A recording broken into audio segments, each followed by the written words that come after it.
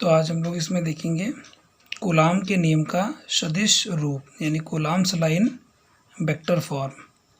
इसमें हमें करना ये कि जो कूलाम का नियम है उसको वेक्टर रूप में प्रदर्शित करना है। तो उसके लिए हम क्या करते हैं कि हम यहाँ पे एक डायग्राम बनाते हैं। तो सबसे पहले हम इस डायग्राम को समझ लें। एक बिंदु यहाँ पर ले लेते हैं ए और एक बिंदु यहाँ पर बी। बिंदु ए पर प्लस Q1 कूलाम आवेश और प्लस Q2 जो है आवेश ये बिंदु बी पर रखा जाता है। दोनों आवेशों के बीच की दूरी स्मॉल r मानी गई है। अब यहाँ पे दोनों चूंकि धनात्मक आवेश हैं तो एक दूसरे को प्रतिकर्षित करेंगे। जैसा कि आप जानते हैं कि सजातीय आवेश एक दूसरे को प्रतिकर्षित करते हैं। तो यहाँ पे Q1 आवेश पर Q2 आवेश के कारण जो लगने वाला बल है उसको हमने F12 वेक्टर लिख रखा है।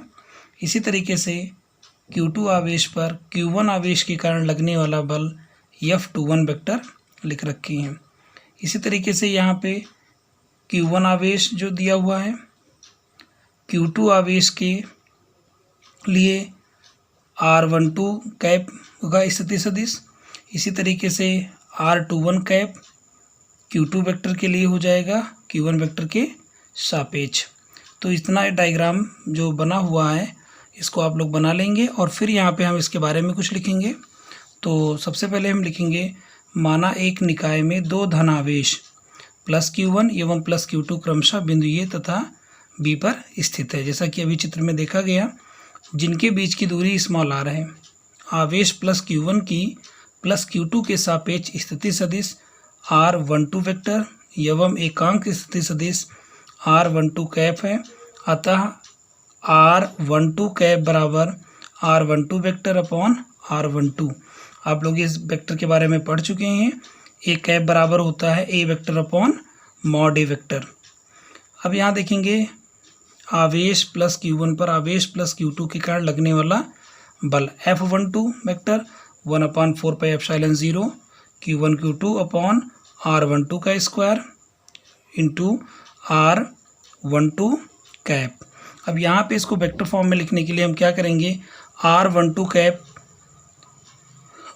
कैप जो दिया हुआ है, अब इसमें F12 वेक्टर बराबर 1/4πε0 Q1 Q2 और यहाँ पे आप देखें तो R12 कैप जो दिया हुआ है इसके जगह R12 वेक्टर अपॉन R12 लिख सकते हैं। तो हमने R12 कैप की जगह पर लिख दिया है R12 वेक्टर अपॉन R12। तो R12 और R12 का स्क्वायर मिलकर गुणा होकर के R12 का क्यूब हो गया। इसको हमने समीकरण 1 मान लिया है। इसी प्रकार प्लस Q2 पर Q1 के कारण लगने वाला बल F21 वेक्टर बराबर 1/4πε0 Q1 Q2 अपॉन R21 का स्क्वायर इंटू R21 कैप। उसी तरीके से इसमें भी लिखेंगे तो F21 वेक्टर बराबर 1/4πε0 Q1 Q2 अपॉन R21 का क्यूब इंटू R21 वेक्टर। जैसे R21 कैप है इसकी जगह पर लिख सकते हैं R21 वेक्टर अपॉन R21। तो R21 और R21 का जो स्क्वायर है ये गुणा होकर के R21 का क्यूब हो जाएगा। इसको मान लेंगे समीकरण 2। तो ये हमारा समीकरण 1 और 2 कूलाम के नियम का सदिश रूप हो जाएगा। यहाँ पर हम ये भी जानते हैं कि जो R12 वेक्टर है और R21 वेक्टर है डायरेक्शन में विपरीत है तो ये निगेटिव हो जाएंगे। इसी तरीके से हम जब ये निगेटिव हो जाएगा यहाँ पे R21 वेक्टर को अगर हम लिखना चाहें R12 वेक्टर तो हमें निगेटिव लगाना पड़ेगा यहाँ पे। तो हम कह सकते हैं कि जो हमारा F12 वेक्टर है वो F21 वेक्टर के निगेटिव के बराबर होगा। तो यहाँ पे आप ये भी समझ रहे हैं कि कूलाम का जो नियम है वो न्यूटन के तृतीय नियम का पालन भी करता है। एक बार हम डायग्राम को फिर से देख लेंगे। ये जो दिया हुआ है यहाँ पे बिंदु ए है बी है, दोनों के बीच की दूरी स्मॉल r है। Q1 पर Q2 के कारण जो लगने वाला बल है F12 वेक्टर इस डायरेक्शन में लगेगा BA की दिशा में, और Q2 आवेश पर Q1 आवेश के कारण लगने वाला जो बल होगा वो F21 वेक्टर होगा AB की दिशा में। बहुल आवेशों के बीच बल यानी अध्यारोपण का सिद्धांत पढ़ना है। फोर्सेस बिटवीन मल्टीपल चार्जेस यानी प्रिंसिपल ऑफ सुपरपोजिशन। इसमें देखेंगे कि ये अध्यारोपण का सिद्धांत क्या होता है। तो यदि किसी निकाय में अनेक आवेश हों, यानी कोई एक सिस्टम हो, निकाय हो, उसमें अनेक आवेश हों, तो उनमें से किसी एक आवेश पर बल अन्य आवेशों के कारण अलग अलग बलों के सदिश योग के बराबर होता है। इसे अध्यारोपण का सिद्धांत कहते हैं। तो हम यहाँ पे डायग्राम में हम एक चित्र बना लेंगे इसमें। तो पहले हम इसको देख लेते हैं कि माना किसी निकाय में n आवेश हैं। कौन कौन से आवेश हैं? Q1 है, Q2 है, Q3 है, डॉट डॉट Qn है। इतने आवेश दिए हुए हैं। यदि Q1 आवेश पर वैद्युत बल हमें ज्ञात करना है, यानी ज्ञात करना हो, तो Q1 के स्थिति सदिश, यानी Q1 की जो स्थिति सदिश होगा वो Q2, Q3 dot dot Qn के सापेक्ष क्रमशः R12 vector, R13 vector, dot dot R1n vector होगी। चलिए इसको हम डायग्राम में देख लेते हैं हम लोग यहाँ पे। तो ये मूल बिंदु हमारा O है, एक आवेश इस बिंदु पर रखा हुआ है Q1, यहाँ पे Q2 है, Q3 है और इधर यहाँ पे Qn है। अब हम देखते हैं कि जो Q1 आवेश हमारा है, इस आवेश पर इस यानी Q2 आवेश के कारण जो लगने वाला बल है वो F12 वेक्टर है। इस डायरेक्शन में होगा, दोनों धनात्मक आवेश हैं तो प्रतिकर्षित करेंगे, तो मान लेते हैं कि ये F12 वेक्टर इधर की तरफ होगा। अब इसमें स्थिति सदिश भी देखें तो R12 वेक्टर लिख रखे हैं, लेकिन इसमें जो आपका एकांक सदिश होगा वो R12 कैफ हो जाएगा।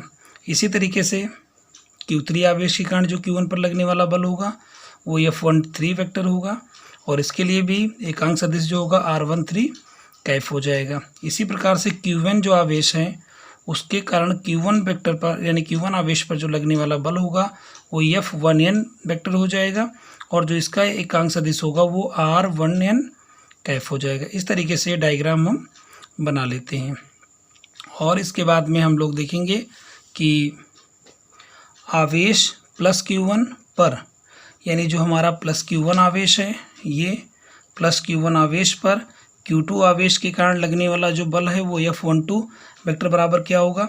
तो यहाँ पर दिया हुआ है आवेश प्लस Q1 पर Q2 के कारण लगने वाला बल F12 वेक्टर बराबर 1/4πε0 Q1 Q2 अपॉन R12 का स्क्वायर इंटू R12 कैफ हो जाएगा। इसी तरीके से हम देखेंगे तो आवेश Q1 पर Q3 के कारण लगने वाला बल F13 वेक्टर 1/4πε0 Q1 Q3 अपान R13 का स्क्वायर और R13 कैफ हो जाएगा। पिछले में हम लोग इसको देख चुके हैं कूलाम के नियम के सदिश स्वरूप में। इसी प्रकार से अगर Q1 पर हम Qn के कारण लगने वाला बल की बात करें तो हमारा होगा F1n वेक्टर बराबर 1/4πε0 Qn upon R1n square into R1n Kaif होगा। अब अध्यारोपण का जो सिद्धांत हमारा है वो अध्यारोपण का सिद्धांत क्या कहता है, तो अभी आप देख चुके हैं कि अध्यारोपण का सिद्धांत कहता है कि यदि किसी निकाय में बहुत सारे आवेश हो तो उनमें किसी एक आवेश पर लगने वाला जो बल होगा वो अन्य आवेशों पर लगने वाले बल के सदिश योग के बराबर होता है। तो वही यहाँ पे Q1 पर अन्य सभी आवेशों Q1 Q2 Q3 dot dot Qn के कारण लगने वाला बल होगा आपका F वेक्टर बराबर F12 vector plus F13 vector plus dot dot F1n vector. तो आप देखें F12 वेक्टर की जो वैल्यू है वो हमने यहाँ पर रख ली, F13 वेक्टर की जो वैल्यू है वो हमने रखी यहाँ पे। ये देख रहे हैं आप F12 वेक्टर की वैल्यू, F13 वेक्टर की वैल्यू और F1 वेक्टर की वैल्यू यहाँ हमने यथास्थान पे रखी है। सब देख रहे हैं इसमें कि सभी में Q1 आपका कॉमन चल रहा है और बटे में 4πε0 का कॉमन चल रहा है। यहाँ पे देखेंगे तो बटे में सब में 4πε0 का कॉमन चल रहा है और ऊपर यहाँ अंश में Q1 कॉमन चला, तो Q1 अपॉन 4πε0 कॉमन कर लेंगे तो यहाँ Q2 अपॉन R12 का स्क्वायर इंटू R12 कैप हो जाएगा प्लस Q3, इसमें आपका होगा Q3 upon R13 square into R13 cap होगा plus dot dot plus Qn upon R1n square into R1n cap हो जाएगा। इस तरीके से यह वेक्टर आपका ये मिल जाएगा। इसी को अध्यारोपण सिद्धांत कहते हैं। इसी तरीके की वीडियो पाने के लिए आप इस चैनल को सब्सक्राइब कर लें और बेल आइकन प्रेस कर दें ताकि नई वीडियो की नोटिफिकेशन आप तक पहुंच सके। धन्यवाद।